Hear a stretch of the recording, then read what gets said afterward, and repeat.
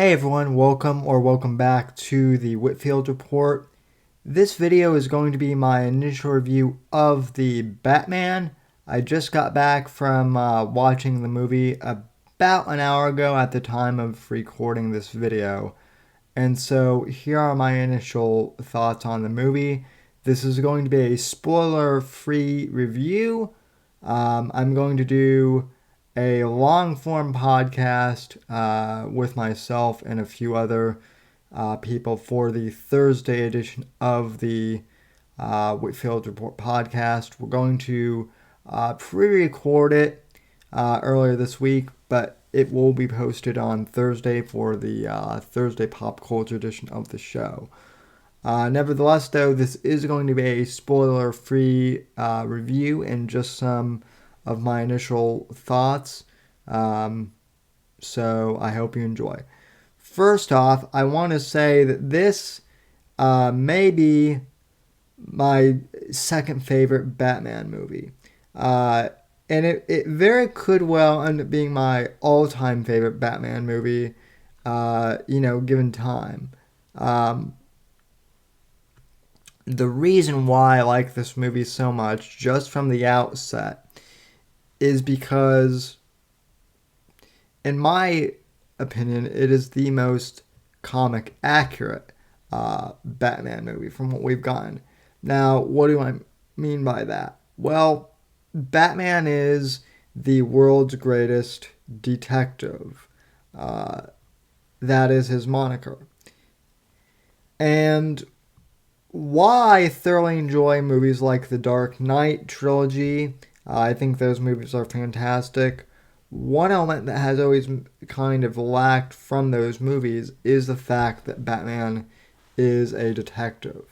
He started out in Detective Comics number 27 back in the 1940s, and Batman has always been a detective type character for the most part. And his stories have always kind of been a mix of, comic book noir, basically. At least the best Batman stories are always like pulp noir type mysteries. But we've missed that from a lot of the films, or it just hasn't been highlighted as much. This movie, from the outset, is a murder mystery. It is a film noir film that has Batman as the lead character. So from that perspective, I really like it in general. As a Batman film itself, it also does a really good job of remaining faithful to the source material. And without getting too much into spoiler territory, it seems to me that the two graphic novels that they really used to, base the blueprint of this particular story for the movie are Batman the Long Halloween, which is a fantastic graphic novel. If you haven't read it, I highly recommend you do so. And then there are also elements of the Batman No Man's Land graphic novel / comic book arc from the mid 90s as well. Those are the two, Batman comic stories that this film really draws heavily upon, and it's really evident in this film. The cinematography is excellent in this film. Gotham looks dark and gritty and depressing, which is how Gotham should be. And the city really acts as a character in and of itself. The atmosphere is very tense. It's perfect. Now, the big question that everyone wants to know is, how is Robert Pattinson as Batman? And as Batman, he's fantastic. I think it's pretty much safe to say that we have moved past the Robert Pattinson Twilight, era. He is far beyond the Twilight days, and he is an excellent Batman. Now, as Bruce Wayne, I have heard people say that he's a mediocre Bruce Wayne or that they don't like him as Bruce Wayne at all. And I understand people's criticism of him as Bruce Wayne because his Bruce Wayne is very stoic in this movie. And, to be honest, Robert Pattinson is Batman for 95% of the film. He doesn't really appear as Bruce Wayne much in this film at all. And so the moments where he does appear as Bruce Wayne, he comes off as very stoic and kind of stiff. And I understand why some people don't like that. But again, in Batman the Long Halloween particularly, Bruce Wayne is really kind of stoic in that story and, uh, you know, kind of takes a back seat, um, you know, to being Batman, I guess. So again, we just get a really comic book accurate depiction of Batman and Bruce Wayne. I thought that this was one of the best bat suits that we got too. The armor looks very realistic. It's very reminiscent of the Batman Arkham games for those of you who have played those, and in particular Arkham Origins, um, with a few unique twists to the appearance of that bat armor. Um, Paul Dano as the Riddler, without giving too much away, spot on. Really gives me, Zodiac Killer vibes, and also, um, the Holiday murderer vibes from the Long Halloween. Terrific. Uh, Colin Farrell as the Penguin. Wow. You cannot tell that is Colin Farrell at all under all that makeup and prosthetics. And to be honest, this is the most accurate version of the Penguin that we've gotten on film too. I understand that people love Danny DeVito as the Penguin, and I love Danny DeVito's Penguin as well from Batman Returns. But in the comic books, the Penguin is essentially a gangster, part of the Gotham mob. And you really see that here in the in the Batman in this movie. John Turturro plays Carmine Falcone, and he does a very good job. I may have picked someone else to play, Falcone. I think Vincent Culatola, who played Johnny Sack in The Sopranos, I think he would have maybe done a better job of playing Falcone, in my opinion. But that's just me. And whatnot.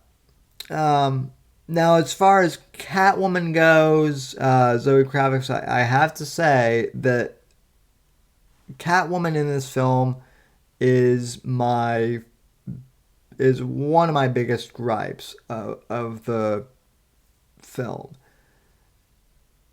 And it's mainly due to the fact that I think Zoe Kravitz in this movie, her Catwoman comes off as very stiff, very emotionless, and there are scenes in the movie where she's clearly meant to show emotion. She's clearly meant to, be dramatic, but her performance just seems kind of wooden and somewhat stiff. I don't really know how much she's acted before, so if she's new to acting, it could just be that. I'm not too familiar with her as an actress, to be honest. But hopefully, if she does continue in the Catwoman role, since this is the first movie in a trilogy, hopefully she will improve uh, and mature over time. So really, Catwoman is probably my biggest gripe of the movie.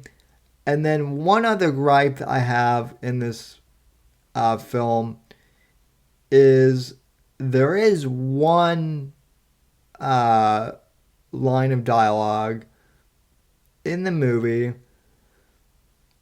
that kind of took me out of it, the film, just a little bit, because it did seem like a bit politically preachy, but it was just one line, and it didn't really do that much to, affect my enjoyment of the film. It was just very subtle, but it wasn't like Star Wars level of, it's not Star Wars The Last Jedi where it's super woke, super preachy and super political. It was just one throwaway line. I just noticed it, and it's actually an kind of like an alteration of a line in the Long Halloween too. Very minor, but it didn't do much to pull me out of the film at all. Um, so that's my only. Those are really my only two gripes: Catwoman, and then this, you know, I guess throwaway line that they have her say. Um, Other than that, this is a nearly perfect film. Now, regarding the runtime of this movie, that's going to depend largely on you as an individual audience member. I'm someone who I love film noir. It's one of my favorite film genres, and this is a film noir film. And Batman is my favorite superhero, probably. Even before, Batman being everyone's favorite superhero was a thing. I'm a diehard fan. So for me, the runtime of this film, which is 3 hours, isn't a problem. And I think in order to tell the type of film noir mystery story that they're going for, you really need to have a longer runtime. So, this movie was perfect. Just to get all the detail into this film. However, if you're not someone who's really into comic book films, and if you're not really into mystery films at all, I can certainly see where the runtime might be an issue for you. But again, this is all just a personal preference. I wasn't bothered by it at all. In fact, I think they needed it, and I'm glad that they did it. And supposedly there's going to be an extended cut that is, I guess that adds like an hour. So it's going to be a 4 hour movie instead of a 3 hour movie. Supposedly that's going to be for like home release, I guess, once this thing gets released later in the year to home video. So I am curious to see what that is. But again, runtime for me personally wasn't an issue. So anyway, those are my initial thoughts on the film, just without spoilers. Overall, I would say 9.5 out of 10 if I had to give it a 10 out of 10 ranking. It was just solid. So anyway, folks, I want to thank you for watching, and stay tuned to my Twitter. feed, and also the podcast feed on Spotify and Apple Podcasts as well.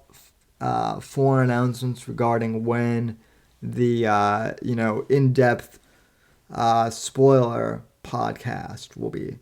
It will be posted by Thursday, so be on the lookout for that. And without further ado, folks, wherever you are in the past, present, future hour, God bless, God save this great nation, God, freedom, and legacy in that order, and I will see you in the next video. Thanks for watching.